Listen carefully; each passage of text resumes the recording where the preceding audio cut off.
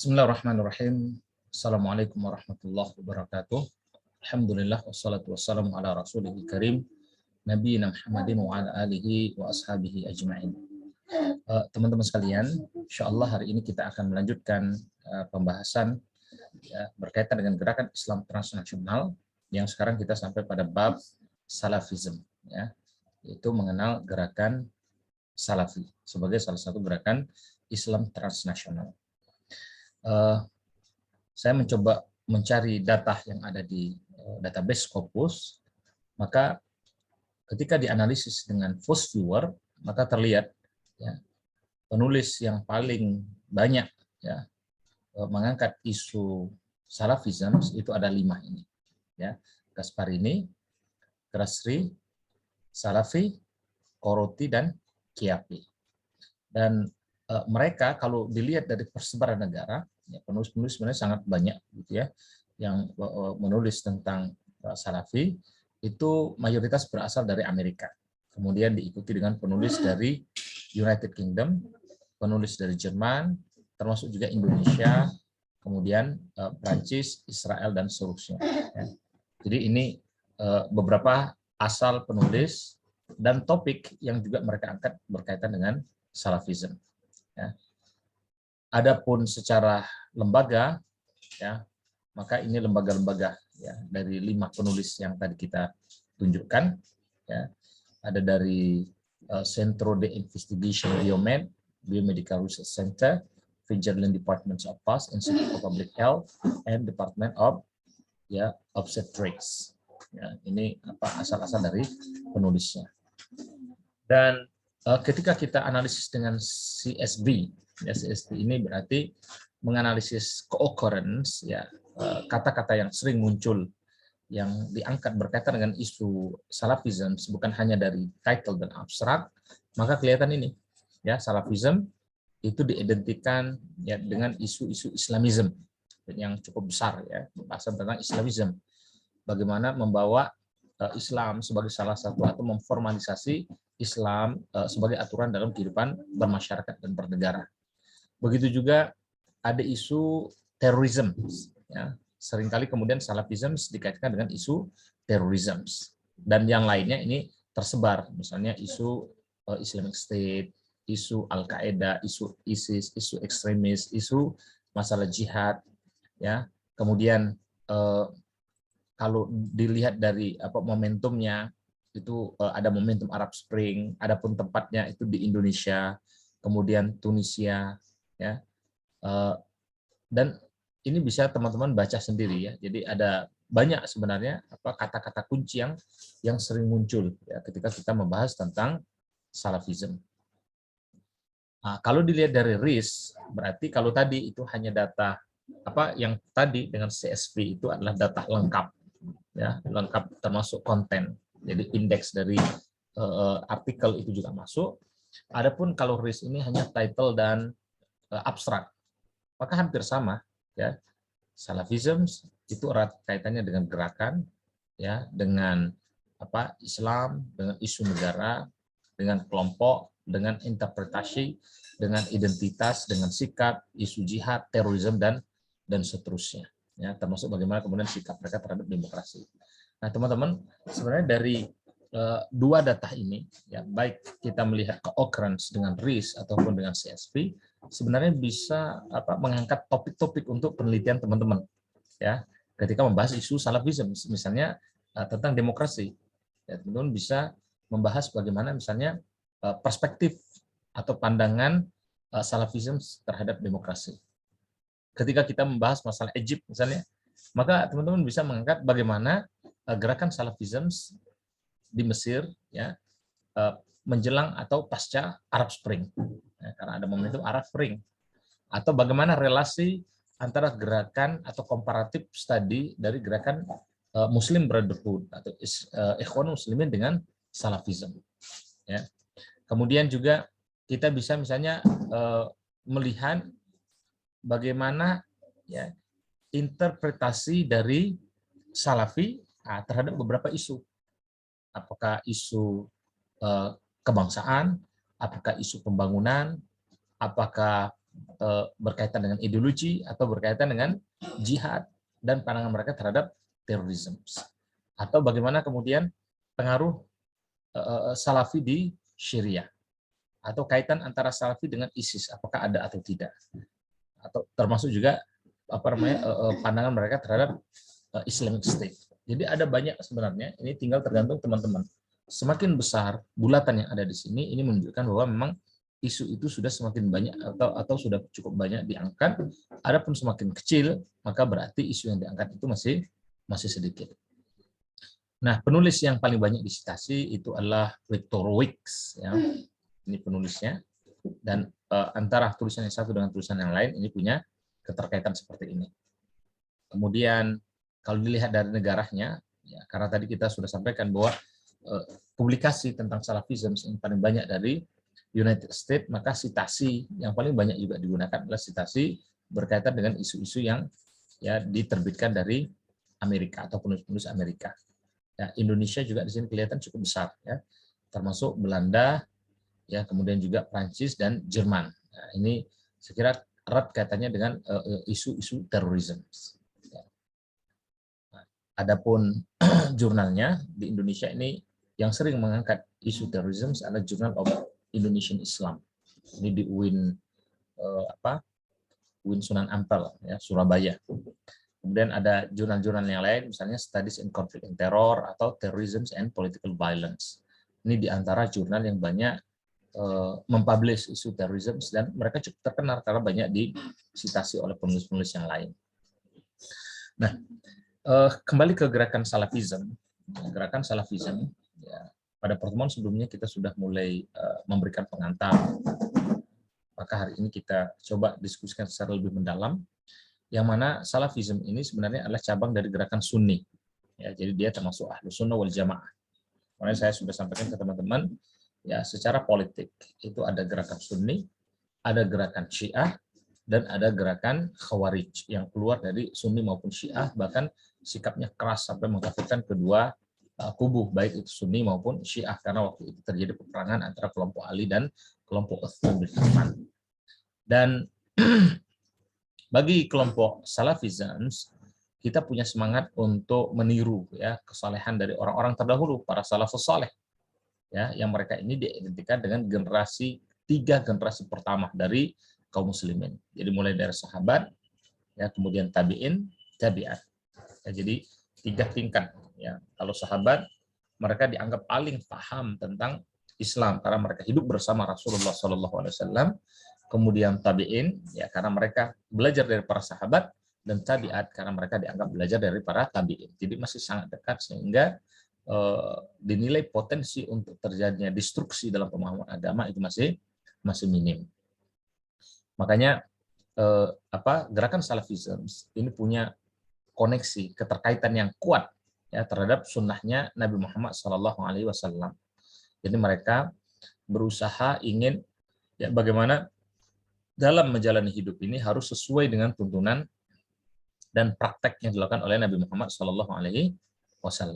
Ya, sesuai dengan tuntunan dari Al-Quran dan Sunnah dan pemahaman para sahabat dan salaful ummah. Itu yang mereka sampaikan. Jadi ketika memahami Al-Quran dan Sunnah, kan semua gerakan Islam itu kan mesti rujukannya kepada Al-Quran dan Sunnah. Ya, tetapi Al-Quran dan Sunnah kan tidak menjelaskan sesuatu itu dengan detail, ya, bukan seperti petunjuk praktikum. Sehingga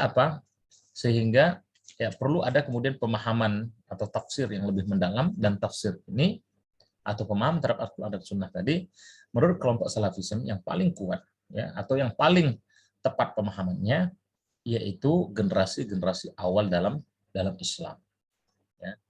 Makanya tadi kita sampaikan, mereka intinya berusaha untuk mengikuti, ya, pandangan atau pemahaman Islam paling tidak itu adalah pada 3 generasi pertama dalam Islam, karena dianggap pemahaman ini adalah pemahaman yang pure, ya, pemahaman yang masih murni tentang Islam. Ya, ini berdasarkan hadis, ya, yang mana Rasulullah SAW mengatakan, ya, khairul qarn qarni, the best of my community is my generations. Ya, sebaik-baik kurun, sebaik-baik masa itu adalah masaku. Dan those who follow them, dan kemudian mereka yang mengikuti, ya, generasi awal tadi, dan those who follow them. Ya, artinya di sini ya, orang-orang terdahulu itu berdasarkan hadis dari Bukhari, ya ini adalah orang-orang yang terbaik dalam pandangan Rasulullah SAW, sehingga pantas kemudian untuk dijadikan sebagai contoh atau teladan bagi mereka yang hidup ya di zaman berikutnya, ya apalagi kita yang dinilai hidup di akhir zaman. Kenapa? Karena dalam hadis yang lain Rasulullah SAW juga mengatakan tafarraqat al-yahud ila 71 firqah. Orang Yahudi itu terpecah menjadi 71 golongan, ya. Semuanya itu akan masuk ke dalam neraka illa wahidah, kecuali satu golongan, ya. Kemudian tafarraqat an-nasara ila 72 firqah. Rasulullah juga mengatakan bahwa orang-orang Nasrani mereka juga tidak satu.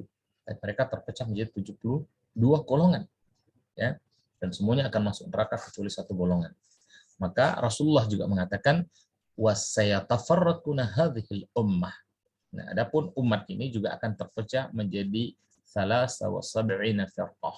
Menjadi 73 golongan. All of whom will perish in hellfire except for one. Ya, kulluhum finnar illa wahidah. Semuanya masuk ke neraka kecuali satu kelompok. Siapakah mereka?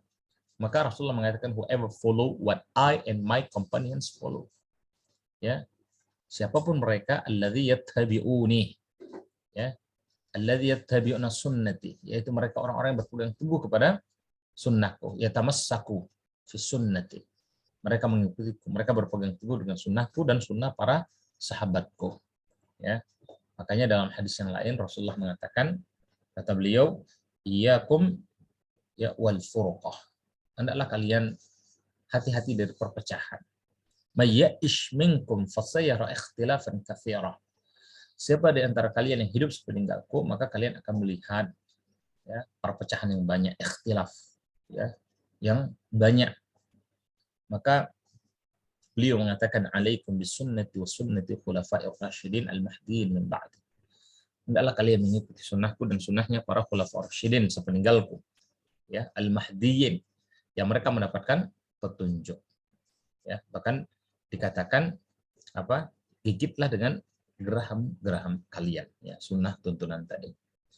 Maka dari sini kelompok salafi ya memahami bahwa kita ya harus merujuk dari pemahaman Islam sesuai dengan pemahaman Nabi Muhammad, pemahaman khulafaur rasyidin, para sahabat, begitu juga dengan tabi'at atau generasi-generasi awal dalam Islam, ya. Dan itulah yang disebut dengan al-jamaah atau it is the community, ya. Karena hadis yang lain Rasulullah mengatakan al-jamaah, meskipun satu orang tapi di atas kebenaran mengikuti petunjuk Rasulullah, itulah yang disebut dengan al-jamaah.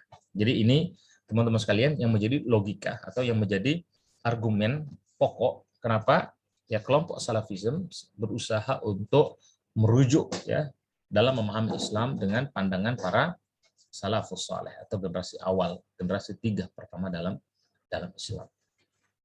Nah, pemahaman kelompok salafisme ini bahkan ya bagi sebagian orang ini dinilai sangat eksklusif. Kenapa? Karena sampai pada level pakaian, ya.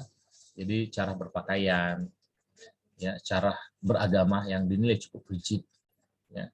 Kemudian juga cara memahami keislaman yang juga dinilai sangat tekstual, dan ini sesuai dengan pimpinan atau sesuai dengan apa yang dituntunkan oleh para ulama-ulama mereka. Ya, misalnya Ahmad bin Hanbal. Ya, Ahmad bin Hanbal ini adalah beliau pendiri dari mazhab Hambali. Makanya Salafism itu mazhabnya mayoritas adalah mazhab Hambali, ya, secara fikih. Yang otomatis nanti dalam beberapa hal ada perbedaan dengan mazhab Syafi'i, misalnya yang mayoritas di Asia Tenggara atau di Indonesia. Dan ini kadang-kadang memunculkan sedikit kehebohan, ya, sedikit kehebohan karena ada perbedaan-perbedaan tadi. Ya. Kemudian pandangan yang juga banyak diambil itu adalah pandangan dari Ibnu Taimiyah atau ya murid beliau Ibnu Qayyim al-Jauziyah. Ya, ini yang dianggap kemudian generasi atau ulama-ulama awal yang banyak dijadikan rujukan oleh kelompok Salafism. Adapun yang dianggap sudah cukup kontemporer itu adalah Muhammad bin Abdul Wahhab. Ya, Muhammad bin Abdul Wahhab adalah seorang tokoh besar, ya, yang bahkan dikenal sebagai pendiri dari Wahhabism, ya, gerakan Wahabi, ya, Muhammad bin Abdul Wahhab.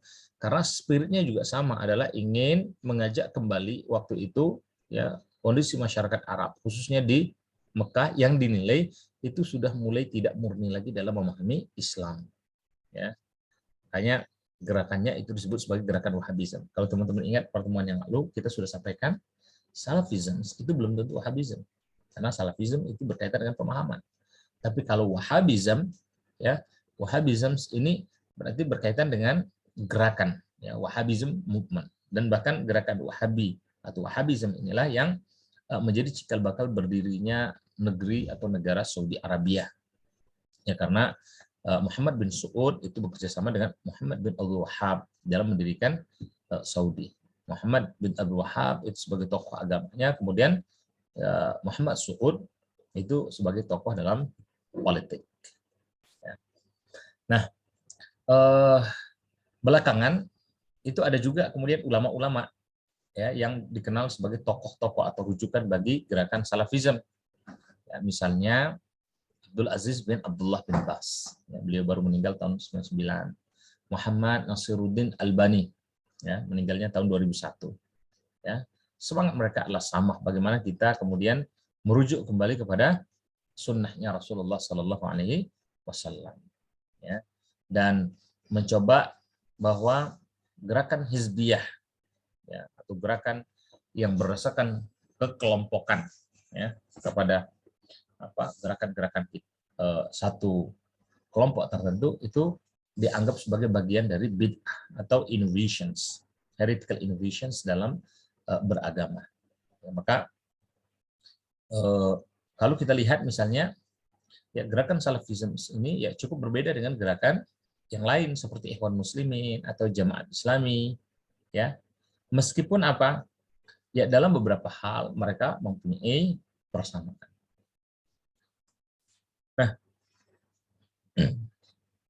yang sering terjadi atau yang menjadi formulasi utama dari misi gerakan Muhammad bin Abdul Wahhab ini adalah mengajarkan tauhid. Maka gerakan Salafism, ya, semangatnya adalah tauhid. Bagaimana masyarakat ini benar tauhidnya. Ya. Adapun Muhammad Asy-Syaukani ini lebih kepada penekanan terhadap hadis, ya, hadis dan al-athari, ya, pemahaman al-athari. Ya.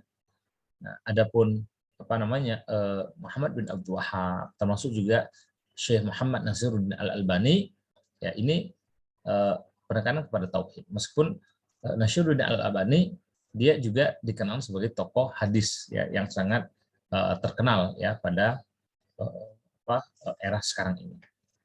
Nah, kelompok Salafism, ya, utamanya misalnya di Indonesia, itu biasanya mereka tidak mau disebut sebagai kelompok Wahabi, ya. Karena apa? Karena Wahhabism itu image-nya itu negatif. Sementara Salafism berarti merujuk kepada, ya, para salaf. Ya, karena bagi mereka yang diinginkan sebenarnya adalah memahami Al-Qur'an dan Sunnah itu sesuai dengan pemahaman para salafus saleh. Ya, di antara misalnya yang sering kali menjadi masalah di tengah masyarakat, utamanya dengan mazhab Syafi'i, yaitu berkaitan misalnya larangan untuk melakukan maulid, ya, memperingati kelahiran Nabi, atau mungkin beberapa ritual yang dilakukan oleh kelompok-kelompok sufi yang dinilai ini kemudian bisa merusak kemurnian dari ajaran agama Islam.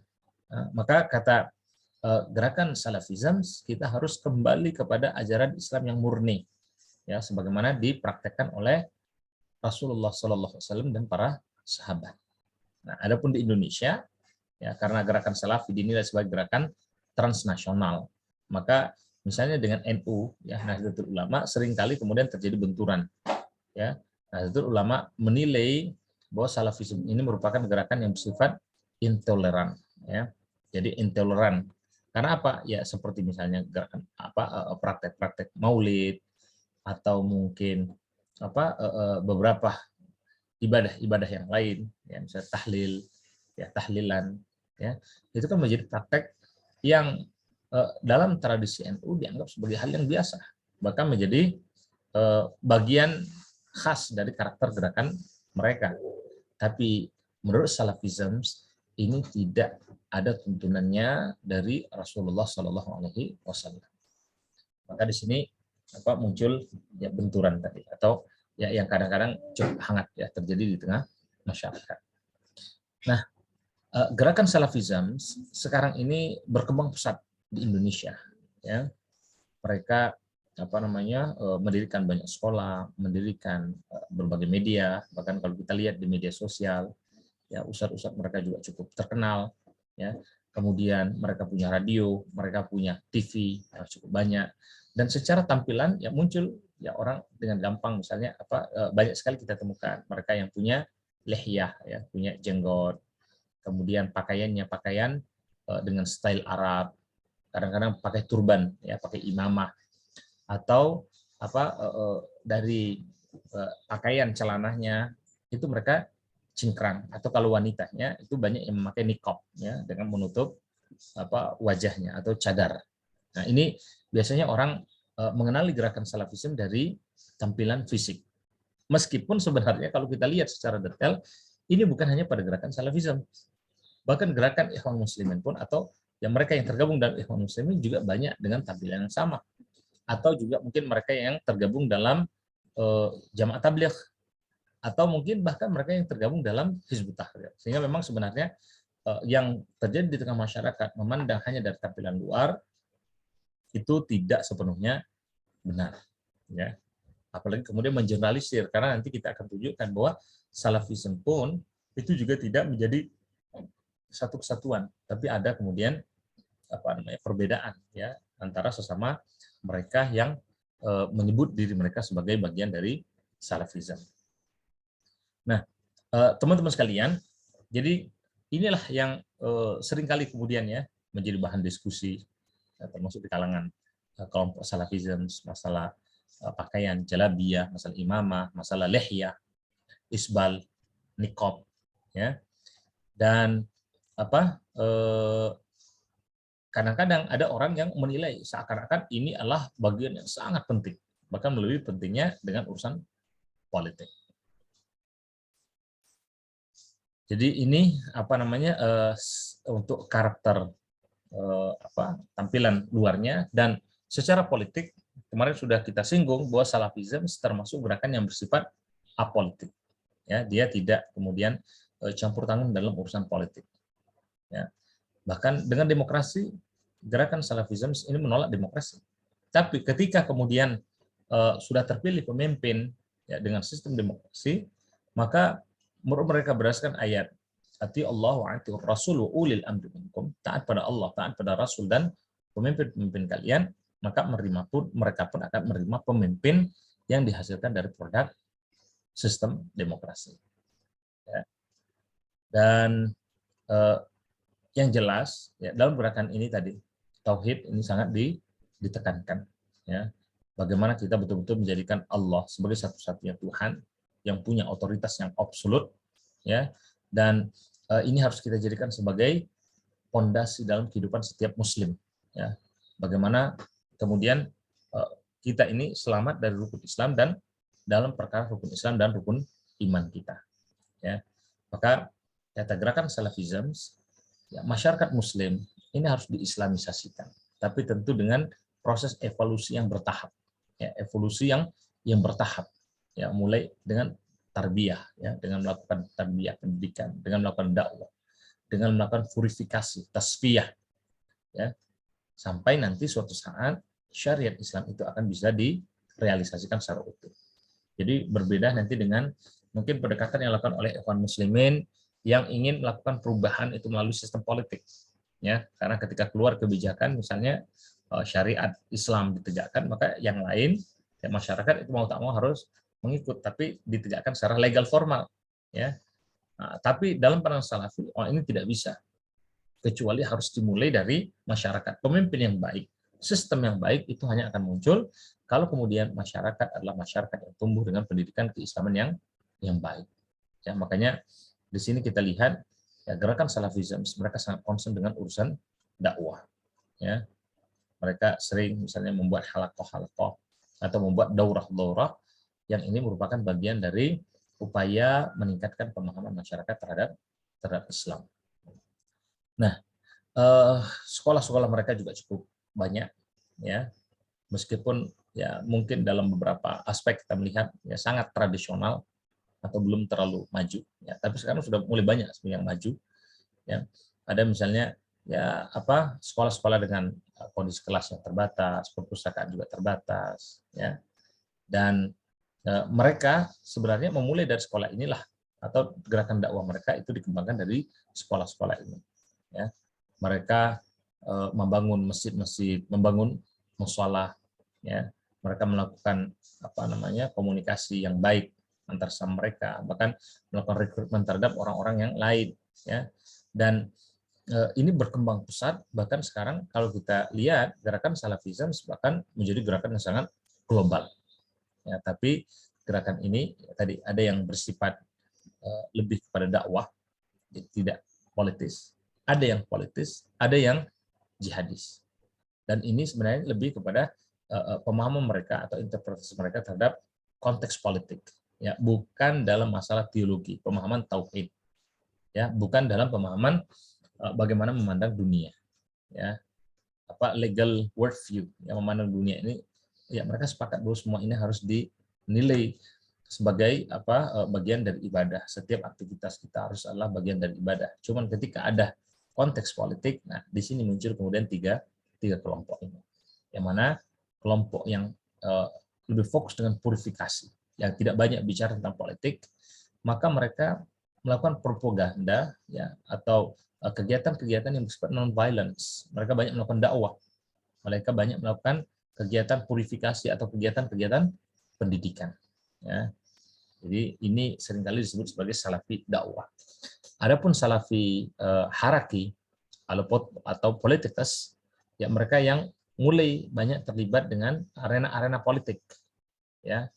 Meskipun kalau dilihat mungkin dalam konteks Indonesia sepertinya jarang, ya, gerakan Salafi, karena nanti memang ada singgungannya ini dengan misalnya kelompok-kelompok teroris, ya, yang insya Allah nanti mungkin ketika membahas tentang apa Al-Qaeda, membahas tentang Taliban, membahas tentang ISIS, ya kita akan melihat memang ada apa singgungan, ya, ada singgungan dengan gerakan ini, termasuk juga dengan gerakan Ikhwan Muslimin, utamanya yang punya pemahaman kutubisme, ya, pemahaman Said Kutub, ya, dalam melihat misalnya konteks jihad, ya, dan ada kelompok jihadis, ya, yang mereka memang sangat militan, ya, posisi mereka sangat militan, dan menurut mereka perubahan yang ada sekarang ini perlu dilakukan secara revolusioner, yaitu dengan tindakan kekerasan, ya, atau bahkan dengan melakukan revolusi. Oke, teman-teman sekalian, dalam aspek jejaring, ya, jadi jejaring gerakan Salafism ini sudah tersebar di berbagai negara, di semua benua, dan termasuk di Indonesia. Ya, bahkan sebenarnya di Indonesia gerakan Salafism itu sudah dimulai pada awal abad ke-19, jadi tahun 1800-an sekian. Ya, kalau kita ingat misalnya peristiwa Perang Padri, nah, itu kan ada kelompok mudah yang datang atau yang kembali dari Saudi, ya, di Sumatera Barat. Mereka itu adalah yang membawa gerakan Salafism. Meskipun dalam perkembangannya kemudian ini terus, ya, berkembang, ya, ketika mendapatkan dukungan dari pemerintah Saudi Arabia, ya.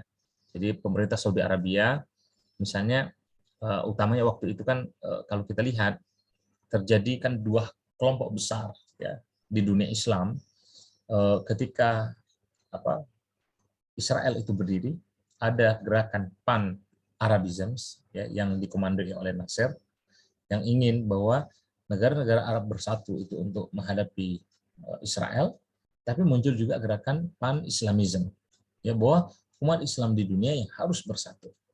Dan Saudi Arabia dengan ada pertentangan dua ideologi ini lebih memilih kepada Pan-Islamism. Dan ini kemudian yang juga menjadi inspirasi atau menjadi motivasi bagi Saudi juga untuk banyak bergerak ke berbagai belahan dunia Islam lainnya, termasuk di Indonesia. Ya. Nah, kita lihat misalnya waktu itu, apalagi konteks politik Indonesia, ya, Masyumi itu dibubarkan oleh Soekarno, ya, sehingga bahkan Muhammad Nasir itu kan juga dihukum, ya. Tapi ketika sudah punya kesempatan, maka Muhammad Nasir itu mendirikan gerakan DDI, ya, Dewan Dakwah Islam Indonesia, yang sampai sekarang ini masih ada. Ya, jadi dia ambisinya adalah untuk mengembalikan peran dari gerakan Masyumi. Dan DDI ini mendapatkan dukungan yang cukup banyak itu ya dari Saudi Arabia, utamanya dari pendanaan. Bahkan kalau kita lihat sampai di Indonesia pun itu didirikan Lipiyah, ya, itu Lipiyah yang sampai sekarang masih ada. Jadi dia adalah cabang dari King Saud University. Orang-orang yang lulus sana sekarang sudah berganti gelarnya menjadi BA, kalau dulu masih LC, karena sistem kurikulumnya, kemudian guru-gurunya atau dosen-dosennya, masuk gelarnya itu semua mengikuti Saudi. Bahkan belajar di sana itu gratis, ya. Dan ini bagi Saudi merupakan bagian untuk ya membangun jejaring di dunia Islam.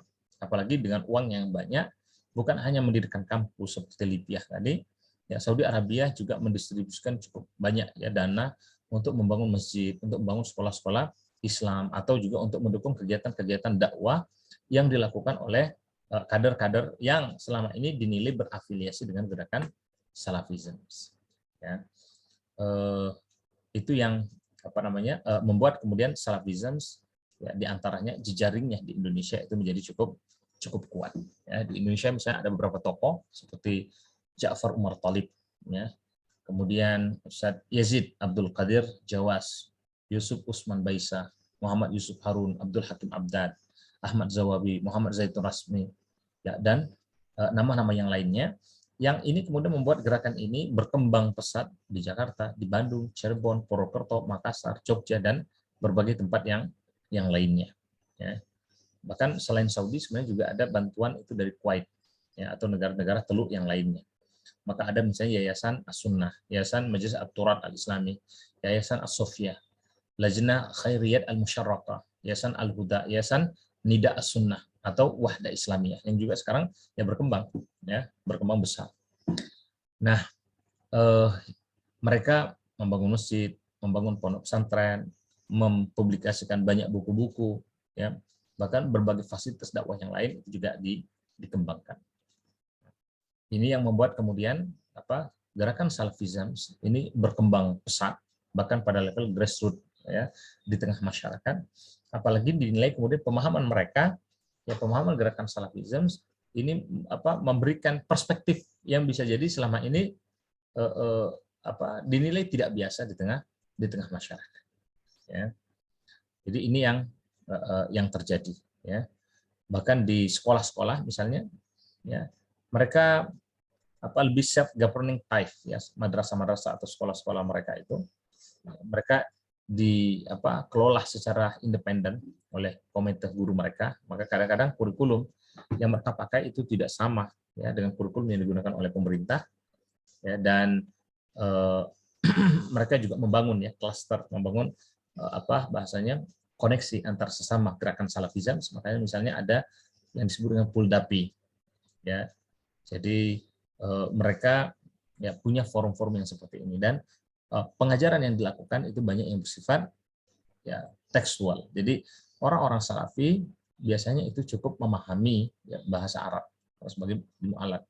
Begitu juga dengan pemahaman dalam Al-Quran. Ya. Oke. Di Magelang misalnya, ya, ada Minhaj As-Sunnah, itu ada yayasan. Ya. Nah, mereka selain selama ini dapat donor atau dana yang cukup besar itu dari pembisnis. Ya, ada pemilik restoran di Jawa Tengah yang secara reguler itu memberikan bantuan, ya, untuk keperluan dari madrasah yang mereka buat. Ya. Mereka juga punya radio, ya. Kemudian dengan media ini akhirnya menjadi sarana untuk menarik perhatian dari masyarakat, ya, utamanya di daerah pedesaan atau mereka di perkotaan yang bisa mengakses informasi yang mereka sampaikan.